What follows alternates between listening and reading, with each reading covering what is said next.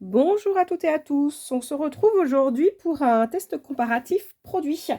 On me l'avait demandé lors de mes premières vidéos, j'ai mis un petit peu de temps parce qu'il m'a fallu avoir les machines. J'ai pas réussi à avoir la machine en prêt de chez Stampin' Up. Par contre, moi personnellement, j'ai ces deux-là. Je viens d'acquérir la Big Shot et j'avais déjà quand j'ai commencé la Love to Craft. Donc, je vais pouvoir vous les présenter en détail et comme ça, vous aurez en fait l'opportunité de faire votre choix en connaissance de cause. Je me suis servi d'internet pour vérifier toutes les informations. J'ai vérifié moi-même aussi certaines informations. Voilà, ça n'engage que moi, hein, mais c'est les informations que j'ai trouvées. Après, peut-être que vous me direz que vous en avez eu d'autres ailleurs. Pourquoi pas me les mettre en commentaire, comme ça les personnes pourront aussi regarder ce que vous avez peut-être ajusté dans mes propos. Voilà, donc moi j'ai beaucoup utilisé celle-ci. Celle-ci, en fait, on va la découvrir ensemble, puisque j'ai à peine de la voir. Voilà, donc vous avez la Love to Craft de chez Action qui coûte 34,95 € environ. Je dis environ parce que des fois vous arrivez à la trouver en promo à 29 € dans les magasins Action.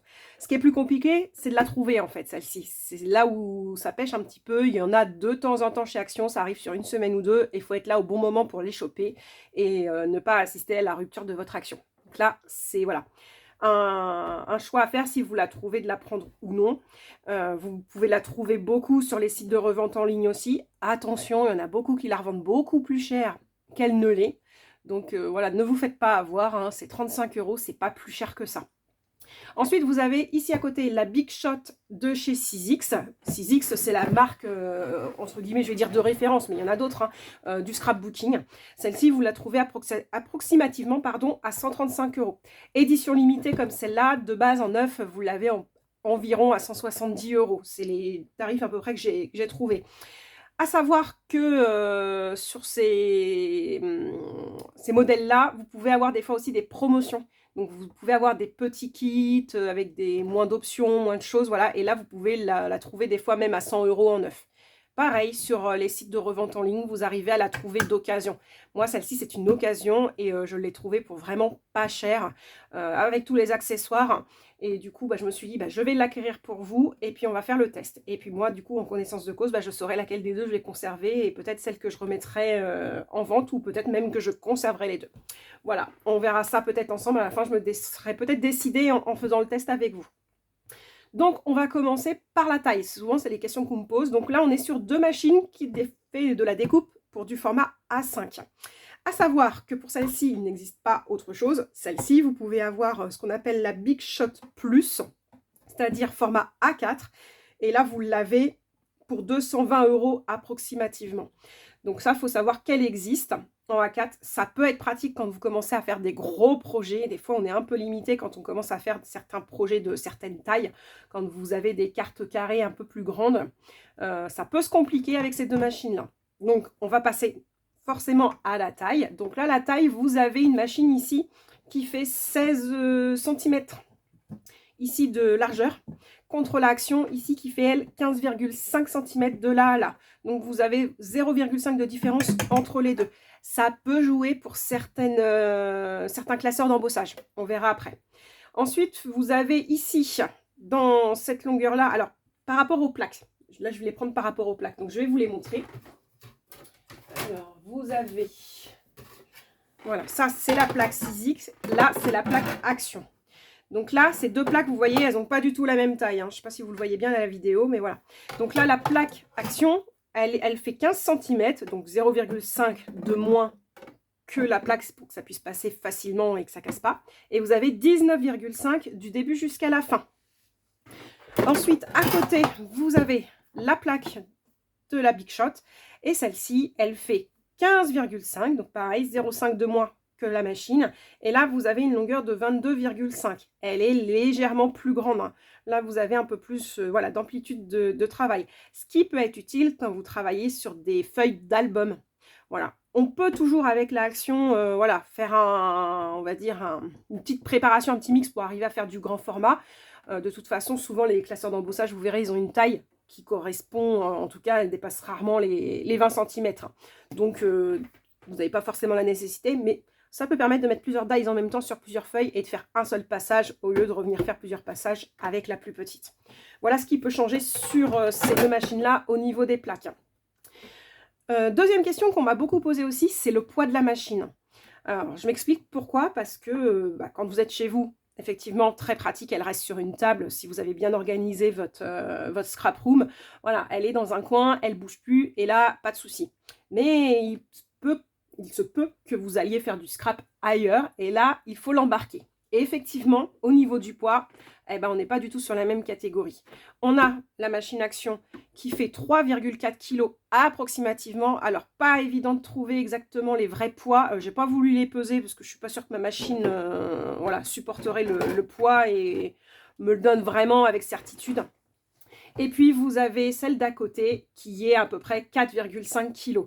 Donc, vous avez quand même une différence d'1 kg, hein, ce qui peut jouer quand même lors du transport parce que quand on commence à rajouter les matrices de découpe, le papier, les classeurs d'embossage, vous allez partir avec votre petit matériel, paire de ciseaux, les cols et tout ça, au fur et à mesure, vous rajoutez du poids. Donc, 1 kg, ça peut faire la différence. Donc voilà, effectivement, celle-ci va être plus compacte. On le voit, hein, celle-ci est beaucoup plus longue que celle-là. Celle-ci est plus courte, plus compacte, plus facile à transporter que celle-là. Ensuite, ce qui les différencie aussi toutes les deux, c'est les accessoires fournis. Pour la Action, la machine Action Love to Craft, vous avez alors la plaque de départ, la plaque A qui se met directement dessus. Et vous avez deux plaques B et une plaque C. La plaque B et la plaque C se mettent pour mettre tout ce qui est dies, enfin les matrices de découpe. Et puis ensuite, si vous voulez faire du classeur d'embossage, on part sur la B et B. Alors, je m'explique, ça marche beaucoup avec les produits fournis par la machine Love to Craft. Les matrices de découpe, ça pose pas de problème. J'en ai essayé de plein de marques différentes, j'ai jamais eu de soucis. Ce qui peut poser problème, souvent, c'est les classeurs d'embossage. Vous avez différentes épaisseurs, donc des fois, il faut adapter. Des fois, même avec les plaques fournies, vous n'allez pas arriver à passer. Petite astuce, moi, je prends souvent un autre classeur d'embossage que j'ouvre ou que je ferme et j'arrive à le faire passer pour avoir le rendu qu'il faut. Mais c'est de la bidouille. Voilà. Là, comme vous pouvez le voir, mes plaques, elles ont un certain vécu. La plaque C, ça pose pas de problème. Par contre, là, vous voyez la plaque B, je ne sais pas si vous le voyez bien à la caméra, elles sont super utilisées et super gondolées. Et je pense que d'ici peu, elles risquent de casser. Donc, en fait, en termes de robustesse, je ne suis pas sûre que les plaques de la machine Action vont durer très très longtemps. Donc, si vous en faites un usage, on va dire, classique et peu régulier, une fois de temps en temps, un dice par-ci, un dice par-là, ça fera l'affaire, je suppose. Hein. Si vous commencez à en faire une grosse production et que vous voulez vraiment faire produire beaucoup de cartes, beaucoup de... Enfin, je sais pas, plein de projets, effectivement, au bout d'un moment, vos plaques, je pense que vous allez être amené à les changer plus régulièrement. Et là, ce qui pose problème, c'est de trouver les plaques. Les accessoires, on ne les trouve pas facilement chez Action. Je parle des accessoires, les plaques, j'en ai jamais vu moi pour le moment. Alors, comme je vous l'ai déjà dit, moi ça fait qu'un an, un peu moins d'un an que je scrape, hein, donc c'est peut-être normal que je ne les ai pas encore vues. Est-ce qu'on peut les trouver chez Action? Je vous laisserai vous mettre en commentaire si vous les avez déjà trouvés chez Action. Moi j'en ai trouvé sur Temu, hein, on les trouve assez facilement. J'ai mesuré tout simplement les tailles, hein, j'ai mis plaque, machine embossage, j'ai mis les dimensions et il faut se méfier parce qu'il va vous proposer toutes les tailles différentes, hein, donc sélectionnez bien les bonnes pour que ça passe dans les machines, puisque forcément les plaques elles sont pas toutes de la même taille, hein. Comme je vous ai dit, la 6X elles sont plus grandes les plaques, donc forcément elles ne passeraient pas dans cette machine là. Voilà, donc là, c'est par rapport à la machine Action. Les plaques, voilà, elles sont fournies avec. Hein. Vous avez même, si je ne me trompe pas, si je me souviens bien, 3 dies avec, qui est fourni. Ensuite, vous avez sur la machine 6X, vous avez la plaque de démarrage, hein, qui correspond à la plaque blanche de la machine Action, et 2 plaques classiques qui vont se mettre dessus. Et là, en fait, ce qu'il va falloir faire, si j'ai bien compris, c'est jouer avec... justement les plaques que vous avez directement dessus. Là, on a tout, hein. Vous avez les explications et vous les avez dans les 3 langues. Donc là, on met ça dans la machine, comme indiqué sur le schéma. Donc là, vous voyez, on vous parle de coupe, les matrices de découpe, les petites plaques. Donc là, je suppose que c'est à retirer quand vous voulez mettre classeur d'embossage. Voilà, on vous explique si le papier est épais, pas épais, si voilà, il y a du silicone, pas du silicone. Enfin, voilà, on vous donne à peu près là tout ce qui peut exister. Et du coup, bah, c'est bien parce que vous pouvez l'adapter. Alors, je suppose qu'ils le font avec beaucoup de leurs produits, mais voilà, je pense que ça doit marcher aussi également avec d'autres produits. Vous pouvez certainement les adapter. Voilà, et donc là, on vous montre aussi les autres. Et là, on vous dit bien que ce n'est pas une surface de découpe. Là, c'est bien pour les classeurs à embossage. Voilà, donc là, après, il va falloir jouer aussi avec l'épaisseur du papier à ce niveau-là. Sur celle d'Action, vous n'avez pas tout ce détail-là. Donc après, on verra à l'utilisation comment ça se joue, si ça, voilà, s'il y a vraiment un impact et une incidence ou pas sur les plaques. Pour la Big Shot, vous pouvez tout trouver facilement. Donc là, effectivement, sur Internet, vous tapez ce dont vous avez besoin et vous trouvez les accessoires assez facilement par rapport à effectivement la machine Action où là, il faut les trouver en magasin. Donc là, c'est un peu plus compliqué. Il y a, pour les deux machines, vous avez des gammes assez développées normalement de classeurs d'embossage, de matrices, mais vous allez les trouver beaucoup plus facilement sur la 6X que sur la machine Action. Après, toutes les deux s'adaptent facilement avec les produits des autres marques. Comme je vous ai dit, des fois, vous allez faire certaines bidouilles, notamment avec la machine Action pour adapter. Mais voilà, ça passe. J'ai jamais eu de souci avec un classeur ou une matrice que j'ai pas pu utiliser parce que je ne trouvais pas du tout la solution. Donc voilà pour les deux machines par rapport aux accessoires qui peuvent vous être proposés. Par rapport à la machine 6X, je vais plutôt vous dire que ça a l'air d'être une machine de bonne qualité et durable. En tout cas, moi, c'est ce que j'ai lu sur pas mal de sites internet quand j'ai fait mes recherches sur la Big Shot. On me dit qu'elle est vraiment assez robuste et que vous allez pouvoir utiliser les plaques. En tout cas, elles ont une durée de vie beaucoup plus longue que sur celle d'Action. Forcément, celle d'Action, elle est moins robuste et moins durable. On le voit, la manivelle, moi, j'ai tendance à assez régulièrement la resserrer pour que ça tienne. Il faut savoir que sur celle de 6X, en fait, elle n'est pas fixée. Vous la mettez et ensuite, elle tourne, vous tournez, vous pouvez la démonter. Ce qui peut faciliter aussi le rangement ou le transport si jamais vous êtes amené à la bouger. Voilà par rapport à la qualité des deux machines. Donc moi, j'aurais tendance à dire, si vous en faites une utilisation intensive, partez peut-être plus sur la 6X si vous avez forcément le budget pour. Et la Action, quand on commence et qu'on ne sait pas trop encore si on va en faire longtemps ou pas. Et c'est surtout qu'au niveau de l'investissement de démarrage, en fait, là, pour le coup, c'est moins cher. Et quand on démarre, souvent, on a besoin de pas mal de choses. Donc voilà, on commence avec l'Action. Et après, je pense que quand on veut s'équiper, on peut basculer très rapidement et très facilement sur une 6X. A priori, les autres marques, c'est pareil. Hein, vous en trouvez d'autres marques qui fonctionnent très bien aussi. Là, je ne pourrais pas vous en parler parce que je ne l'ai jamais vu ni jamais testé. Donc voilà, moi là, je vous fais vraiment un comparatif entre la Big Shot de 6X et la Loftcraft de chez Action. Donc forcément, point positif, celle-ci, elle s'adapte assez facilement à tous les produits et vous pouvez les trouver plus facilement. Celle-ci est quand même moins lourde et moins encombrante. Voilà donc un peu mon ressenti déjà sur les caractéristiques des deux machines. Ensuite, là, on va passer aux accessoires autres que les plaques. Pour la machine Action. Alors, la machine Action, moi, j'avais trouvé ces plaques sur Internet. Pareil, site de revente parce que je ne les ai jamais trouvées en magasin encore. Petit classeur d'embossage. Alors, elles sont assez fines. Donc, pareil, à mon avis, à l'usure, elles risquent de gondoler assez vite. Après, à voir si ça gênera ou pas lorsqu'on aura l'utilité plus longue en fait. Voir s'il y aura besoin. Ensuite, il y a des matrices, les matrices de découpe, voilà. Celles fournies avec la machine, il y en avait 3, il y avait celle-ci et d'autres. Et chez Action, j'ai trouvé justement celle-là.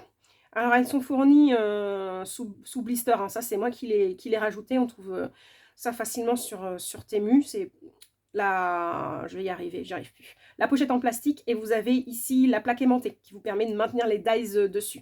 Donc là, elle est l'extérieur, mais voilà, si je fais ça, elle tombe pas. Voilà, donc ça, c'est ce qui est fourni. Celle-ci est fournie avec la machine et ça, c'est ce que j'ai trouvé lors de mes voyages, on va dire, sur Internet. Donc voilà les matrices, elles ont l'air un peu comme les autres, hein. Elles sont plus fines. J'ai tendance à dire que par rapport à certaines marques, ce sera peut-être un peu moins solide. Elles pourraient peut-être à l'avenir casser. Si c'est une fois de temps en temps, j'ai envie de vous dire, voilà. Si vous voulez faire un usage intensif, peut-être voilà, mettre le prix dans certains dies vous mérite. Si c'est une fois de temps en temps, je pense que ça ne change pas grand-chose.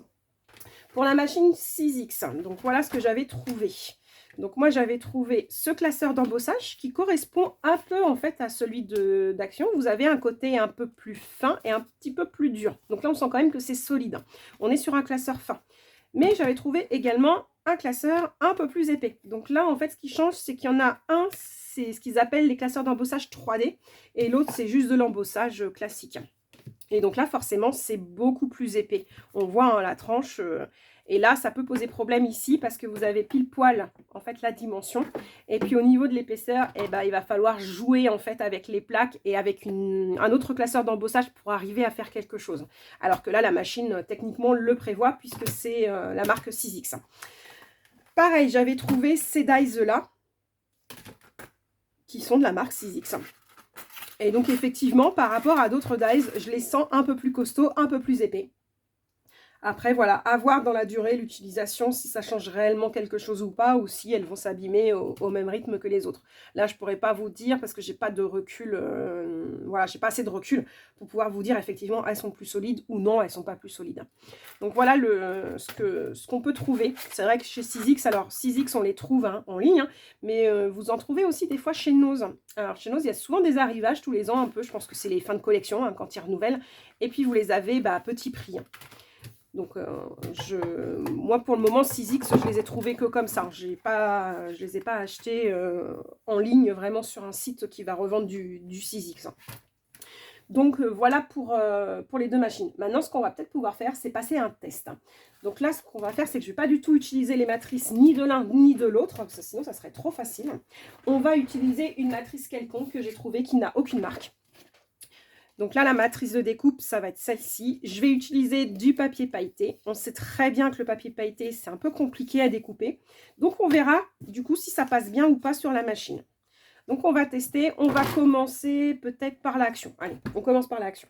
Je mets celle-ci de côté.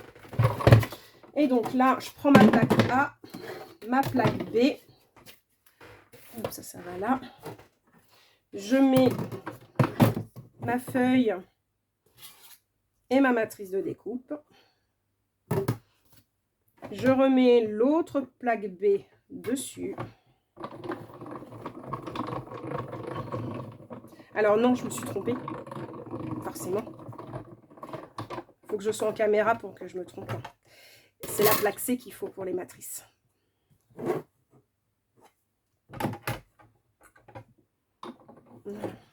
Alors, je vais faire l'inverse parce que comme ma plaque elle est gondolée, je mets d'abord la plaque C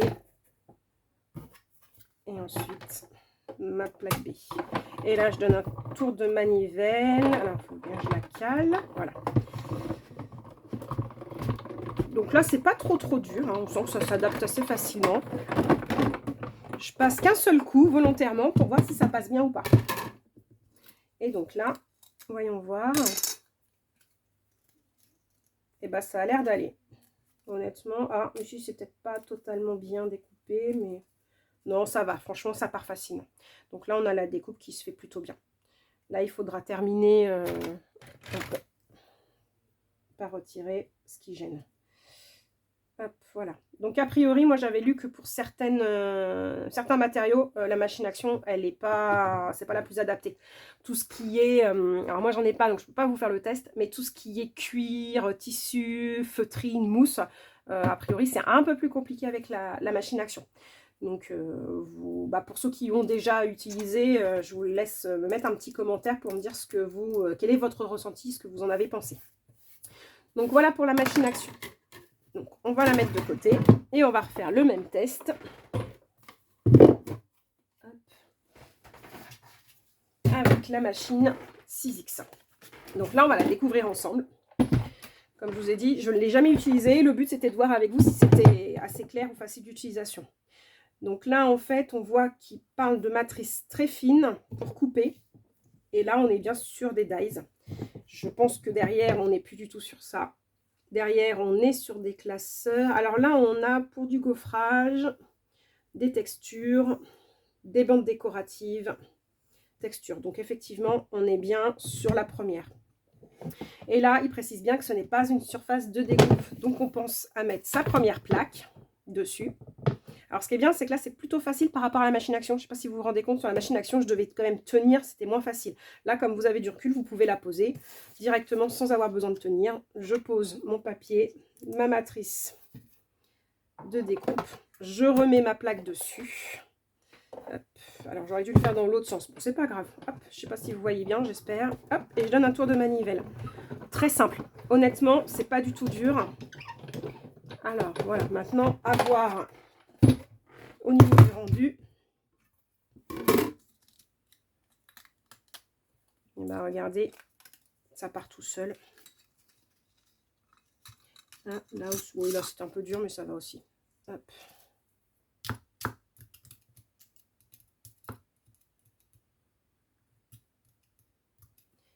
Hop, voilà. Donc la découpe s'est faite plutôt bien aussi. Moins dur, moi j'aurais tendance à dire la manivelle sur la 6X que sur la machine action.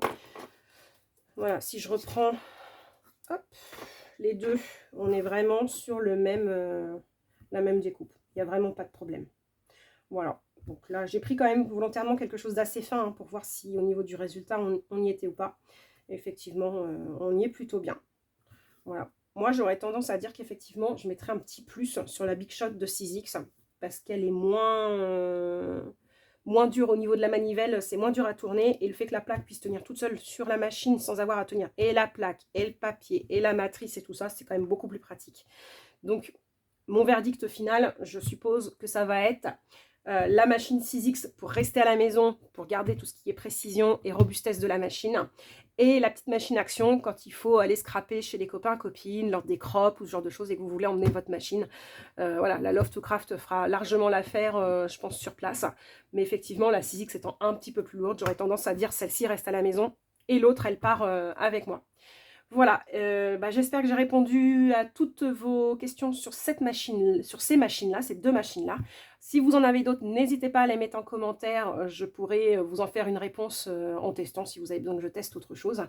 Et puis, j'espère que vous avez aimé cette vidéo. Donc, n'hésitez pas à liker, à commenter et à partager. Puisque, comme je vous dis toujours, c'est vous qui faites vivre ma chaîne. Et c'est grâce à vous que je peux continuer à faire ça. Puisque vous êtes nombreux et nombreuses à me regarder.